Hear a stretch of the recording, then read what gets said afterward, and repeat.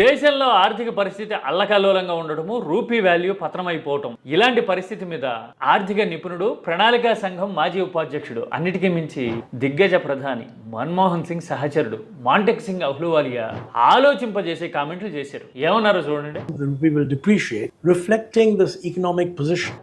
Rupee week అవుతోంది అంటే economy అంత వీక్ గా ఉందని అర్థం అంటున్నారు కదా. మరి రూపీని strengthen చేయాలంటేట If the economy is strong, then the rupee will tend to appreciate. చూశారు కదా, ముందు ఎకానమీని స్ట్రెంగ్థెన్ చేయాలి, అంతే తప్ప విదేశీ మారక ద్రవ్య నిల్వలు పెంచాలి అని అనుకోవడం సరైన వ్యూహం కాదు అంటూ ఉన్నారు కదా. మరి మన కేంద్రం ఏంటి? पेट्रोल डीजल का संयम से इस्तेमाल करना, सोना नहीं खरीदेंगे, विदेशी मुद्रा भी बचा सकते हैं और यह हमें करना ही होगा. మోదీ చెప్తా ఉన్నారు, చూశారు కదా, బంగారం కొనొద్దు, పెట్రోల్ డీజిల్ వాడకాన్ని తగ్గించండి, విదేశీ మారక ద్రవ్యాన్ని సేవ్ చేయాలి అంటున్నారు. ఇలాంటి వ్యూహాన్ని ఎందుకు ఎంచుకుంది? ఎకానమీని స్ట్రెంగ్థెన్ చేస్తే ఆటోమేటిక్ గా రూపీ బలపడుతుంది,